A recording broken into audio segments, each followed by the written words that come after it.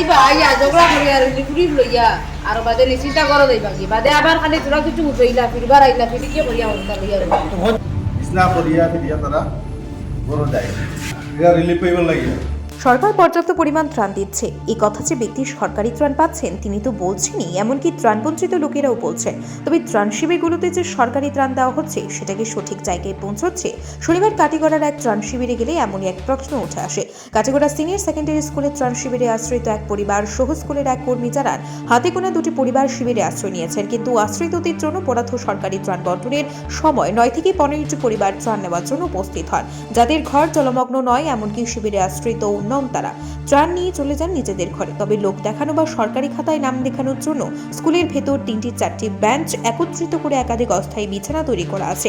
এ নিয়ে শুক্রবার রাতেও বেশ উত্তেজনার সৃষ্টি হয় বলে শিবিরে আশ্রিত এক পরিবার ও স্কুলের এক কর্মী জানান। সরকারি হিসেবে স্কুলে কতজন বানপীড়িত আশ্রয় নিয়েছেন এ নিয়ে সার্কেল অফিসের সাথে যোগাযোগ করলেও কিছু জানা যায়নি।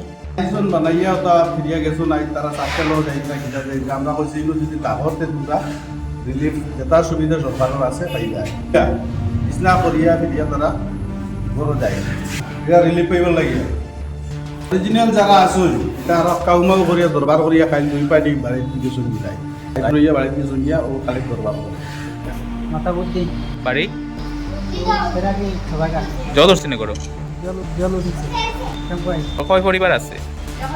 এখন 2 পরিবার আরেক পরিবারের নাম কিতে জানেননি? মল্লিকা বেগম তারা কই?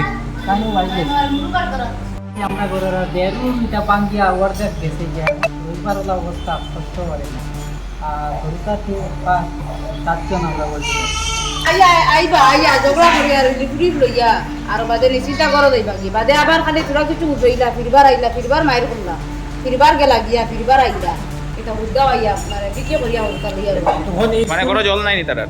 তারা নাই একবারে উঠ না এর বাদে ভাইয়া মানে সারা পানি আমার দুবার করছি যে আমি আমার অতখান জল আমি আগে সাতটা থেকে একটা পর্যন্ত খালি বাইরে করতে কেমন মানুষের নিশ্চয় রিলিফ নিশ্চয় বাক্কা মনে হয় 15 গেলে আর আসুন আপনারা রাইট পাই কেউ নাই খালি রাইট আমি থাকি আমরা থাকি লিখলে না মানে 15 আচ্ছা আরো বেশ মানে যে তার বুলাইলে আছে ও যেটা তার বুলাইলেন কিন্তু তারা খাইলো তার দরবারের কারণে এর বাদেও এটা রাইট গেছুন গিয়ে 11:30টার সময় অন্তাই গেছো এই আমরা ঘরত আহমু এটার লগে দরবারের মানে এক পার্টি গেছেন গিয়া যারা সত্যিকারের ইয়ে আর বাদ বাকি এত নাইও। এটার আসলে গড় বুলাই না আচ্ছা রোল চাউল ও দাই নয় জনের মাল কিনছি জনের মাল তারা আইয়া নিবা হ্যাঁ হলুদ বা চাউল তো কিন্তু 9 জন থেকে নাই।